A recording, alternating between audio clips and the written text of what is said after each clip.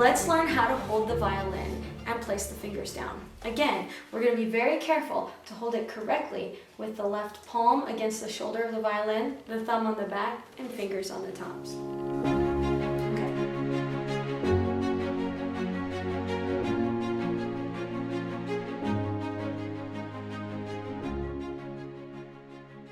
Now we're going to set the violin up, make sure the shoulder rest is flush, no tension, head straight down the violin. Give it 5 seconds with no hands to make sure you're not holding it with your hand at all. Now, the most common thing that people do incorrectly when they're holding their violin is they try to cradle it with their hand.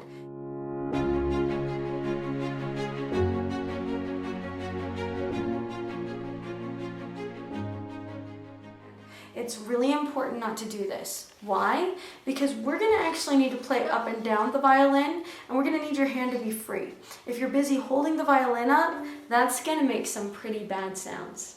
Okay, so here are the main fundamentals of the left hand.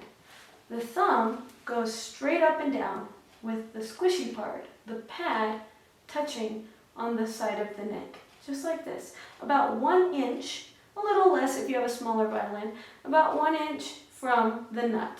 And it should go directly across from the line you made for the first finger.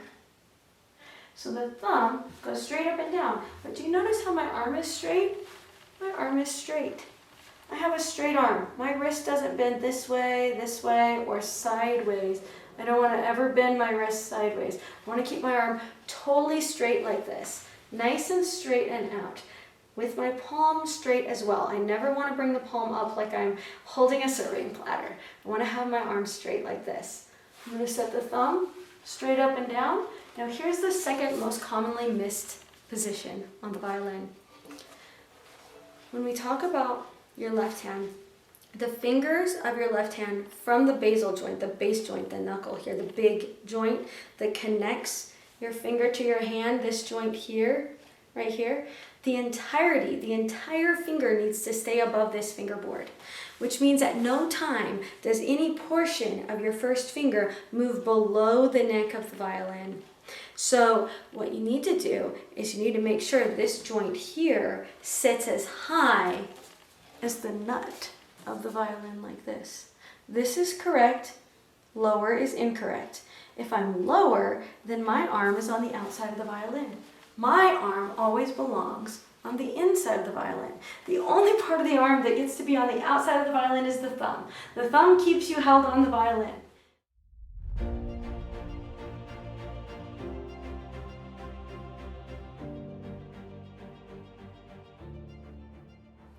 All of the arm stays on the inside, and all of the fingers stay above the fingerboard. Okay? So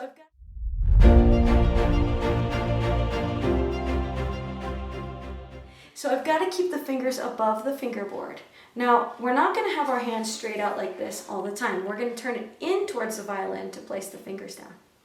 So I've got my thumb straight up and down, about 1 inch from the nut.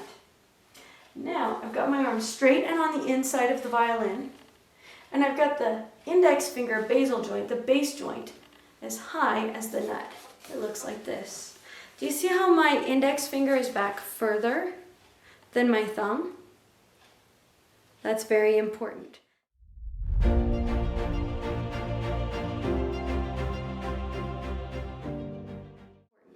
Now what I'm going to do is I'm going to curl my finger onto that mark I made on the A string. I'm going to make sure that my finger makes a box. I want to have that finger make a box. I don't want it to be a triangle, because you see, if I have a triangle, part of my finger goes below the fingerboard of the violin. I've got to keep the whole finger above. All the fingers work with the same position.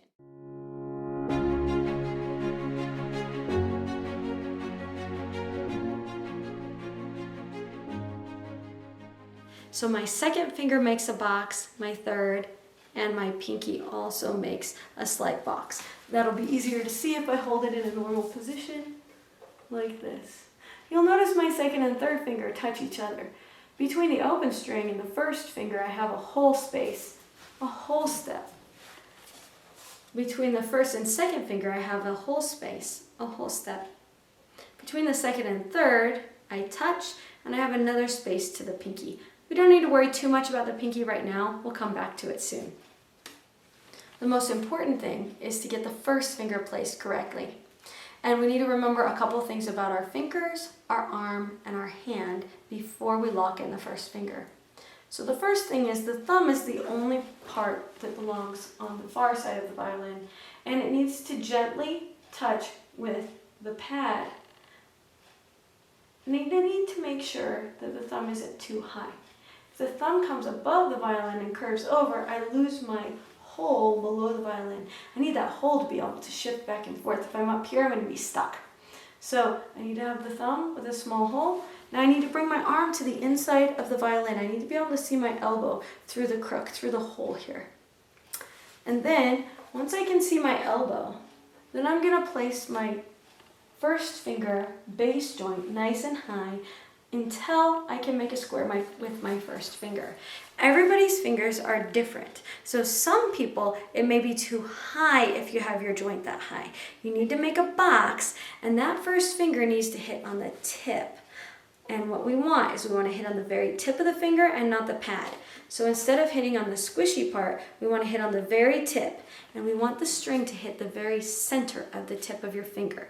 So once you've been playing, you want to see that you have a line right in the center of your finger.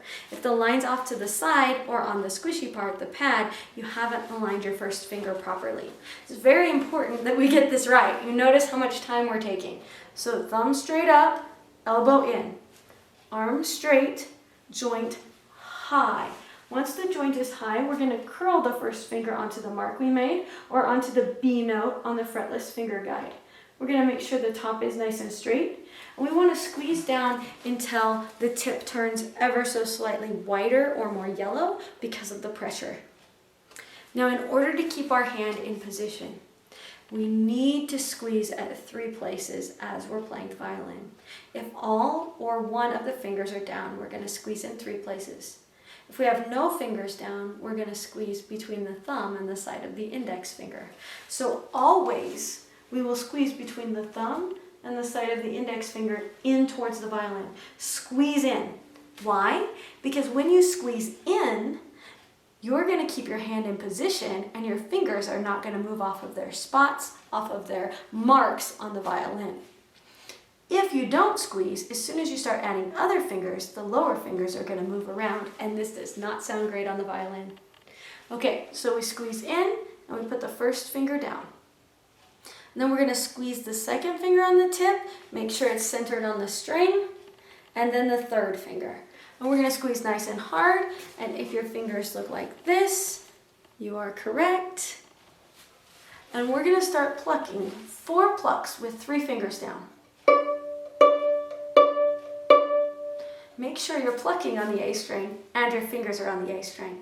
If you're plucking on a different string than your fingers are on, it's not going to sound that great. So make sure everything's on the A string. And what I want you to do is just ever so slightly lift the third finger up. Be very careful. When we lift up the fingers, we don't want to lift very far off the string. If you lift them very far, you're going to have a long way to come back and it's going to make your playing slow and difficult. Okay, pluck 2 fingers down. If it doesn't sound great, if it sounds like this, you're probably not squeezing enough or you're not on the tip. Make sure you squeeze in with your thumb on the side of your index finger, make your box, and go to finger number 1.